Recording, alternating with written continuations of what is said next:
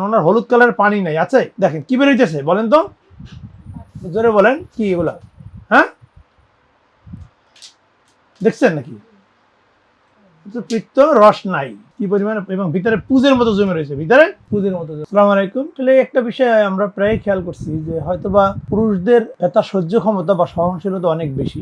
এইমাত্র যে রোগীর পিত্তথলি পাথরের সার্জারি করলাম, পিত্তথলির ওয়ালটা অনেক মোটা হয়ে আছে এবং ভিতরে সম্ভবত অনেক স্টোন, কিন্তু রোগীর আত্মীয় স্বজন এবং রোগীর সাথে কথা বললাম, তেমন কোনো সমস্যা নেই। এই বুকে হালকা একটু ব্যথা বা চাপ চাপ অনুভব করতো আর একটু বমি করতো এই লাস্ট 15-20 দিন। এই অথচ পিত্তথলির বর্তমান যে অবস্থা, এটা যদি কোনো ফিমেল পেশেন্টের হতো, দেখা যেত যে পেটে প্রচন্ড ব্যথা এবং তাকে সেই ব্যথা নিয়ে হসপিটালে ভর্তি হওয়া লাগতো। কিন্তু পুরুষ রোগীদের ক্ষেত্রে একেবারেই ডিফারেন্ট। আমরা অনেক সময় এরকম পাই যে পুরুষ রোগীদের ক্ষেত্রে বিশেষ করে যে পিত্তথলির ভিতরে পুজ হয়ে গেছে, গ্যাংগ্রিন হয়ে গেছে, রোগীকে যদি জিজ্ঞেস করি আপনার কি সমস্যা, বলে না স্যার ডান সাইডে হালকা একটু ব্যথা, একটু গ্যাসের সমস্যা। আর আমাদের পেটের যে কোনো সমস্যা হলেই আমরা গ্যাস বলে চালিয়ে দেওয়ার একটা অভ্যাস আমাদের ভিতরে আছে। যাই হোক, আপনারা দেখেন যে আসলে এই যে কোনো উপসর্গের কথা বলছে না, যে বুকে হালকা একটু চাপ চাপ, কিন্তু ওনার পিত্তথলিটা আমি যদি একটু ওপেন করি তাহলে আপনারা দেখবেন যে এর ভিতরে কি ছিল। পিত্তথলির ওয়াল সাধারণত খুবই পাতলা, অর্থাৎ 2 মিলিমিটার থিকনেস। অথচ দেখেন এটা সিজার দিয়েও কাটা যাচ্ছে না, এত চেষ্টা করতেছি আমি। এই যে দেখেন,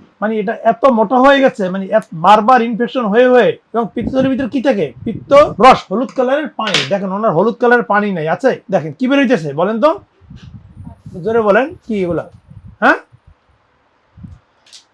দেখছেন নাকি? পিত্ত রস নাই কি পরিমাণে, এবং ভিতরে পুজের মতো জমে রয়েছে, ভিতরে পুজের মতো জমে রয়েছে। সেটাই বলছিলাম যে এটা একজন মহিলার হলে দেখা যেত যে এই সমস্যা নিয়ে তাকে হসপিটালে 2 দিন ভর্তি থাকা লাগবে। ওনার কাছে কিছুই না, বলে আমার বুকে হালকা একটু চাপ চাপ অনুভব।